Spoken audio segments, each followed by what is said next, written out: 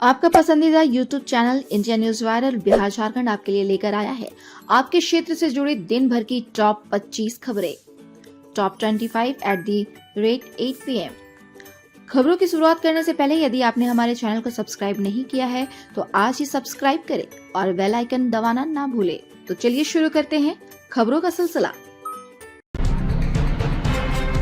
नववर्ष के शुभारंभ पर राष्ट्रपति, प्रधानमंत्री, विपक्ष के नेता सहित कई अन्य प्रमुख सियासी लोगों ने बुधवार को देशवासियों को नए साल की शुभकामनाएं दी।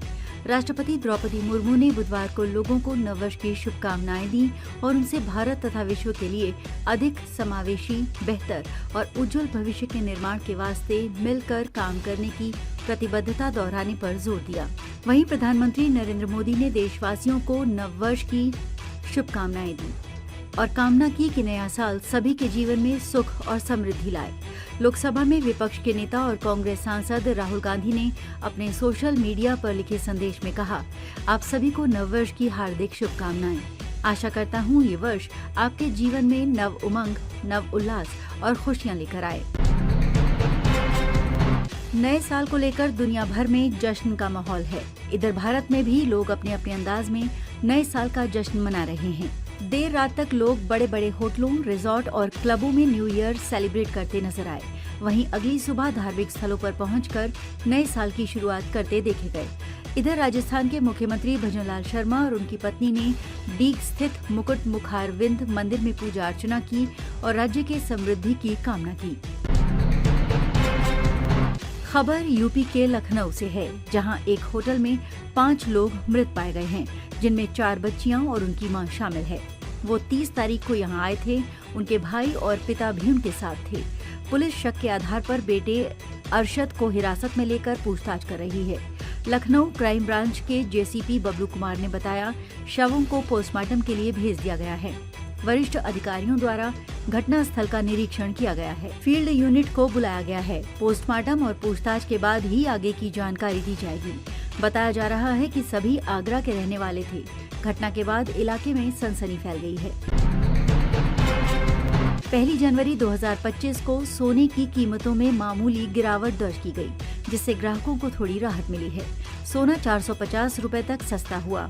मंगलवार 31 दिसंबर 2024 की तुलना में बुधवार को सोने के दाम में गिरावट देखने को मिली। देश भर में 24 कैरेट सोने का औसत भाव 77,600 रुपए प्रति ग्राम और 22 कैरेट का भाव 71,200 रुपए प्रति 10 ग्राम रहा। इधर चांदी की कीमत में भी नए साल के पहले दिन गिरावट आई है। 1 किलोग्राम चांदी की कीमत में 2,000 रुपए प्रति किलोग्राम की कमी आई है। पश्चिम बंगाल के मालदा जिले के श्रीचंद्रपुर ब्लॉक 1 के रशीदाबाद पंचायत की प्रधान लवली खातून उर्फ नासिया शेख के नागरिकता को लेकर विवाद छिड़ गया है। मामले पर कलकत्ता हाईकोर्ट ने संज्ञान लेते हुए रिपोर्ट तलब की है। लवली खातून पर बांग्लादेशी नागरिक होने का आरोप लगाया गया है, जिसमें ये दावा किया गया है कि उन्होंने जाली दस्तावेजों का उपयोग करके भारतीय नागरिकता प्राप्त की। ये मामला तब सामने आया जब स्थानीय लोगों ने उनके खिलाफ शिकायतें दर्ज कराई, जिसमें कहा गया कि उनके जाति प्रमाण पत्र और अन्य दस्तावेज फर्जी हैं। पीएम मोदी जानबूझकर वाले जयराम के आरोप पर बोले सीएम बीरेन, कहा हिंसा के लिए कांग्रेस जिम्मेदार। कांग्रेस नेता जयराम रमेश के आरोप का जवाब देते हुए सीएम बीरेन सिंह ने कहा कि मणिपुर में जो हिंसा हो रही है उसके लिए कांग्रेस जिम्मेदार है। उन्होंने कांग्रेस के शासन में किए गए गलत फैसलों का जिक्र करते हुए कहा कि मणिपुर की मौजूदा स्थिति कांग्रेस के द्वारा किए गए पापों का परिणाम है। मणिपुर में 1 साल से ज्यादा समय से चल रहे संघर्ष को लेकर देश भर की सियासत में गर्माहट है। इस मामले में राजनीतिकरण की बात करें तो हिंसा पर हुई आरोप प्रत्यारोप की राजनीति ने भी खूब सुर्खियां बटोरी हैं। अब खबरें झारखंड से। खरसावां गोलीकांड की 77वीं बरसी पर शहीद वेदी पर मुख्यमंत्री हेमंत सोरेन ने दी श्रद्धांजलि। कहा, पूर्वजों के शहादत से मिला झारखंड, व्यर्थ जाने नहीं देंगे। गुआ गोलीकांड के शहीदों की तरह खरसावां गोलीकांड के शहीदों को भी चिन्हित कर उनके वंशजों को दिया जाएगा सम्मान। कहा, मैया सम्मान योजना की जल्द मिलेगी राशि। खरसावां गोलीकांड के 77वीं बरसी पर पूर्व मुख्यमंत्री अर्जुन मुंडा ने दी शहीदों को श्रद्धांजलि। बैनर, पोस्टर और तोरण द्वार को लेकर प्रशासन पर उठाए सवाल। कहा, पूर्व प्रधानमंत्री स्वर्गीय डॉक्टर मनमोहन सिंह के निधन पर राजकीय शोक के बाद भी लोग कर रहे राजनीति।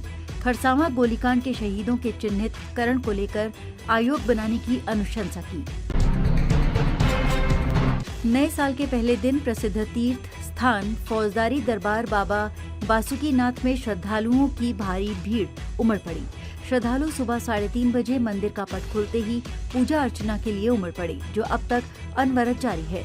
विधि व्यवस्था को लेकर भीड़भाड़ वाले सभी स्थानों पर मजिस्ट्रेट के साथ पुलिस बल की तैनाती की गई है। साथ ही श्रद्धालुओं को पंक्तिबद्ध तरीके से मंदिर में प्रवेश कराकर सुगमता पूर्वक पूजा अर्चना कराया जा रहा है।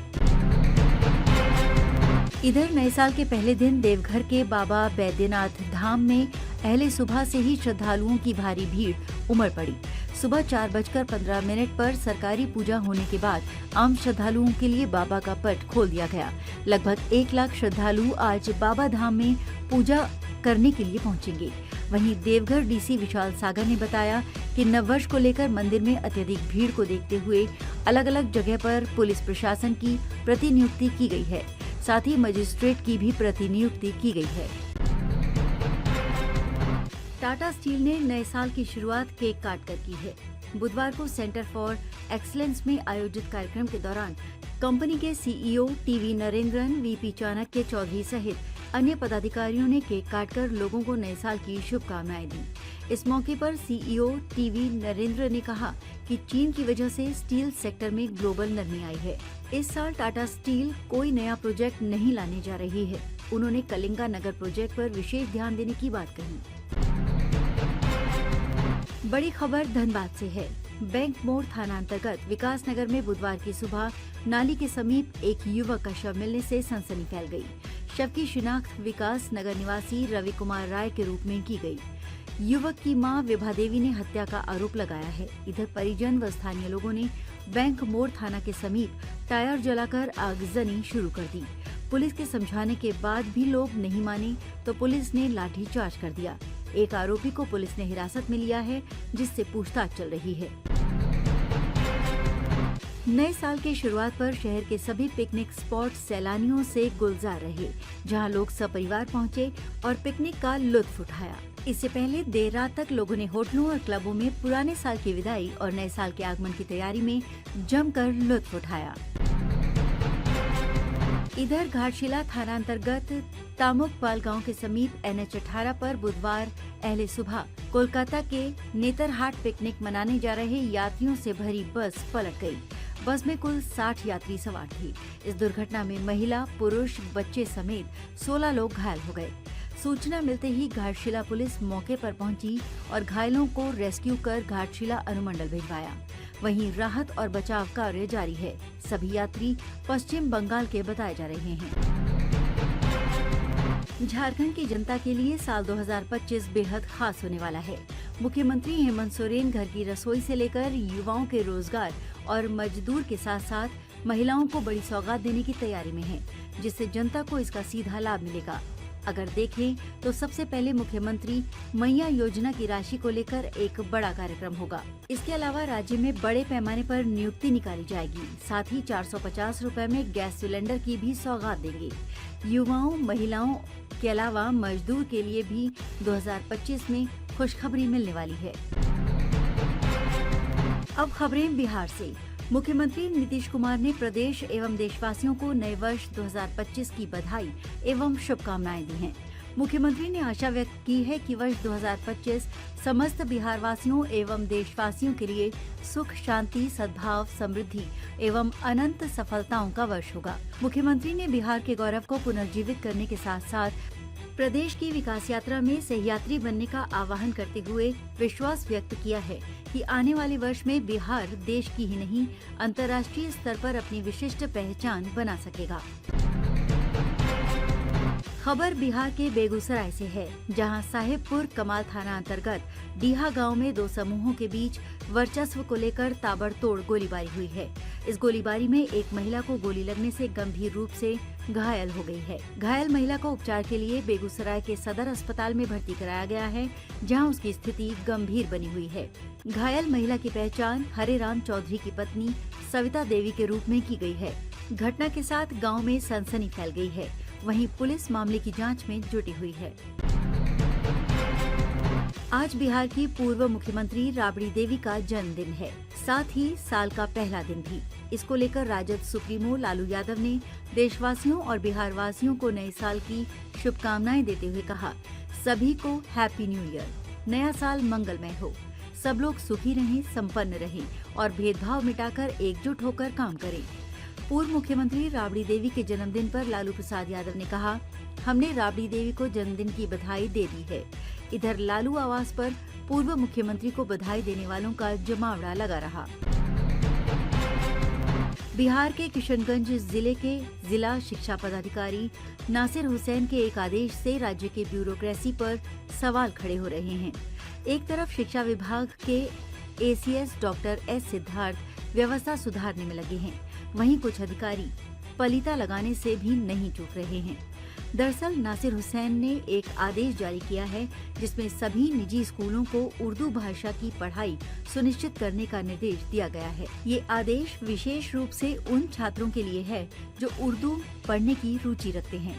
इस आदेश के बाद जिला शिक्षा अधीक्षक सुर्खियों में है, वहीं निजी स्कूलों में नाराजगी देखी जा रही है। साल 2024 के आखिरी दिन बिहार सरकार के मंत्रियों ने अपनी संपत्तियों का खुलासा किया। मुख्यमंत्री नीतीश कुमार की संपत्ति बेहद साधारण है, जबकि उनकी कई मंत्री उनसे कई गुना अधिक अमीर हैं। लोक स्वास्थ्य अभियंत्रण मंत्री नीरज कुमार सिंह सबसे अमीर मंत्री हैं, जबकि खेल मंत्री सुरेंद्र मेहता सबसे गरीब। मंत्री नीरज कुमार सिंह की कुल संपत्ति 13.98 करोड़ है। वहीं संपत्ति में उनकी पत्नी की हिस्सेदारी भी शामिल है, जबकि सबसे गरीब मंत्री सुरेंद्र मेहता हैं, जिनके पास कुल संपत्ति 65.18 लाख है। वहीं सरकारी बकाया उन पर 53.17 लाख रुपए है। रेलवे की नई समय सारणी 1 जनवरी 2025 से प्रभावी होगी। नई समय सारणी में पूर्व मध्य रेलवे के विभिन्न जोनों से होकर गुजरने वाली कई ट्रेनों का समय परिवर्तन हुआ है। नए समय पर परिचालित होने वाली ट्रेनों में राजधानी एक्सप्रेस भी शामिल है। वहीं देश भर में पैसेंजर ट्रेनों के नंबर में भी 1 जनवरी यानी आज से बदलाव हो गया है। वहीं कई ट्रेनों को स्पीड अप कर चलाया जा रहा है, जिससे उनकी गति में तेजी आएगी। पूर्व मध्य रेलवे ने 191 मेल और एक्सप्रेस ट्रेनों के समय में बदलाव किया है। रेलवे ने वेबसाइट देखकर ही यात्रा करने की सलाह दी है। बीपीएससी अभ्यर्थियों पर हुए पुलिस लाठीचार्ज की घटना ने कई वर्गों का ध्यान आकर्षित किया है। पटना में शांतिपूर्ण प्रदर्शन कर रहे अभ्यर्थियों पर पुलिस ने लाठीचार्ज और वाटर कैनन का इस्तेमाल किया। इस घटना की व्यापक आलोचना हुई है। खास तौर पर हाईकोर्ट के वकीलों और विपक्षी दलों ने इसे गंभीरता से लिया है। वकीलों ने घटना की निंदा करते हुए घोषणा की कि वे अभ्यर्थियों को मुफ्त कानूनी सहायता प्रदान करेंगे। मुख्यमंत्री नीतीश कुमार अपनी माता स्वर्गीय परमेश्वरी देवी की 14वीं पुण्यतिथि पर पैतृक गांव कल्याण बीघा पहुंचे। उनके साथ बिहार के राज्यपाल मोहम्मद आरिफ खान के अलावा सरकार के कई मंत्री और विधायक भी शामिल हुए। इस मौके पर मुख्यमंत्री नीतीश कुमार, राज्यपाल व अन्य लोगों ने कल्याण बीघा गांव स्थित स्वर्गीय राम लखन सिंह वैद्य स्मृति वाटिका में लगाए गए प्रतिमा पर श्रद्धा सुमन अर्पित किए। इस मौके पर मुख्यमंत्री की एक झलक पाने के लिए लोगों की भारी भीड़ देखी गई। उन्होंने ग्रामीणों से मिलकर उनकी समस्याओं को भी सुना। मुख्यमंत्री और राज्यपाल के आगमन को लेकर सुरक्षा के चाक चौबंद व्यवस्था किए गए हैं। नए साल की शुरुआत आज से हो गई है। नए साल के साथ ही बिहार में कड़ाके की ठंड पड़नी भी शुरू हो गई है। मंगलवार को पहली बार प्रदेश में दिन के समय में ठंड का एहसास हुआ। वहीं बुधवार को साल के पहले दिन ठंड स्पष्ट रूप से महसूस की गई। बर्फीली हवाओं ने कनकनी बढ़ा दी है। प्रदेश के अधिकांश शहरों में बुधवार सुबह हल्के कोहरे की चादर देखने को मिली। नीतीश मंत्रिमंडल के मद्य निषेध एवं निबंधन मंत्री रमेश सदा एक दुर्घटना के शिकार हो गए हैं। इस हादसे में उनके 4 बॉडीगार्ड भी घायल होने की खबर है। रत्नेश सदा के साथ हादसे की ये घटना उनके गांव में हुई है, जहां वो नए साल के पूर्व संध्या पर गए थे। इसी दौरान वो गांव में सड़क पर अपने 4 बॉडीगार्ड के साथ सड़क दुर्घटना के शिकार हो गए। जानकारी के अनुसार उनके सिर और पैर में चोट लगी है। रत्नेश सदा को बाद में अस्पताल से छुट्टी दे दी गई।